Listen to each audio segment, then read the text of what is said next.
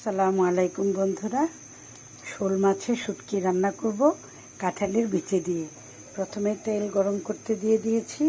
এখানে পেঁয়াজ রসুন আমি কুচি করে নিয়েছি।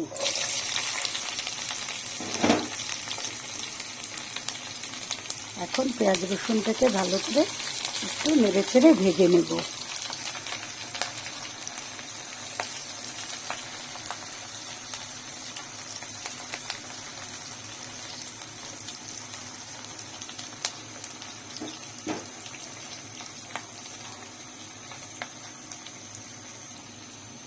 পেঁয়াজ ভাজা হচ্ছে, এখন দিয়ে দিচ্ছি লবণ। লবণটাকে মিক্স করে নিচ্ছি।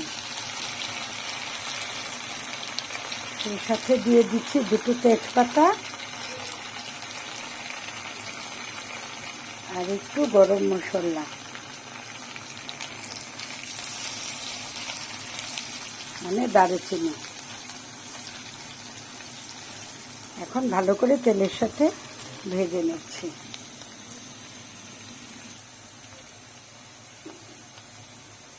এখন দিয়ে দিচ্ছি শুকনো মশলা, হলুদের গুঁড়ো, ধনে গুঁড়ো আর দিয়ে দিচ্ছি মরিচের গুঁড়ো। এটা জিরে গুঁড়ো। এখন ভালো করে মিক্স করে নিচ্ছি।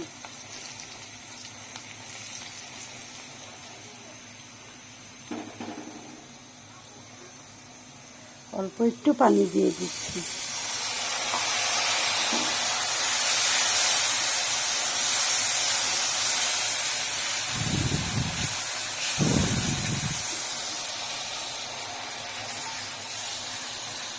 মশলাটা কষানো হচ্ছে, এই পর্যায়ে দিয়ে দিচ্ছি আদা বাটা।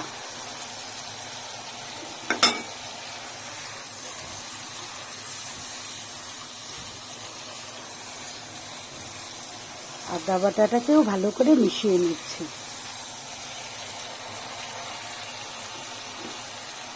শুটকিটাকে ভালো করে ধুয়ে সেদ্ধ করে পানি ঝরিয়ে এরকম আমি পিস পিস করে নিয়েছি। এখন মশলাতে দিয়ে দিচ্ছি।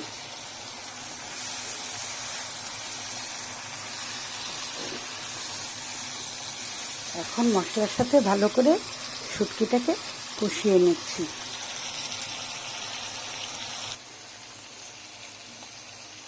বন্ধুরা, শুটকিটাকে ভালো করে মশলার সাথে এভাবে ভেজে নিয়েছি অনেকক্ষণ।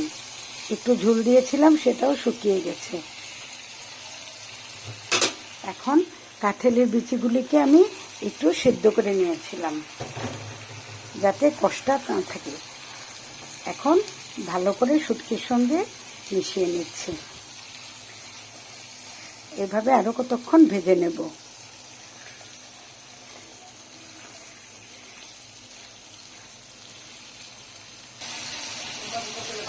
এখন অল্প একটু পানি দিয়ে শুটকিটাকে ভালো করে কষিয়ে নিচ্ছি।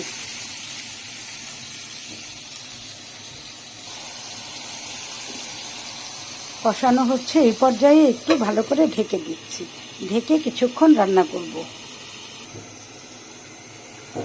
ঢাকনা খুলে দেখি কি অবস্থা।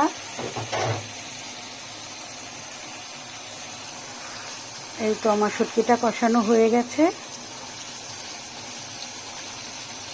কাঁঠালের বিচিও সেদ্ধ হয়ে গেছে।